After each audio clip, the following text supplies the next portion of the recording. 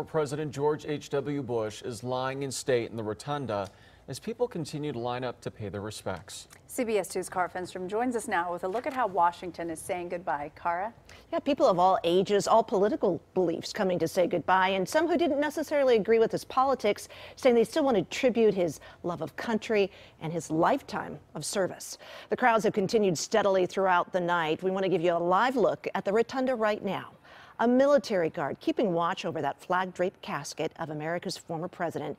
It rests, by the way, on the same stand that was first used for Abraham Lincoln's funeral in 1865. And a big crowd there.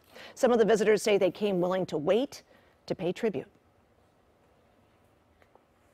If the line stretched all the way to Richmond, I still was going to stand in it.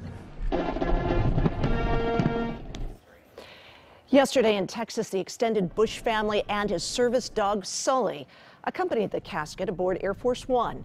It was renamed Special Air Mission 41 for the trip to Washington. There was a beautiful sunset in the background there that you can see as his casket was carried up the Capitol steps, and an emotional President George W. Bush looked on. Inside, Washington's current political leaders highlighted the dedication the late president had to his country. George Herbert Walker Bush steered this country as straight as he steered that airplane. He kept us flying high and challenged us to fly higher still.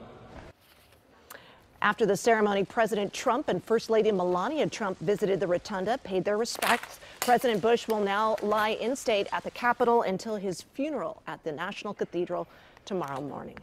President Bush will lie in state again at the Capitol until his funeral at the Cathedral tomorrow morning. His body will then be flown back to Texas, where he'll be buried on the grounds of his presidential library next to his wife Barbara and their daughter Robin. And among those expected to attend the services are his son, of course, as well as two other former presidents that we've heard about so far, President Barack Obama and, of course, also, who am I missing?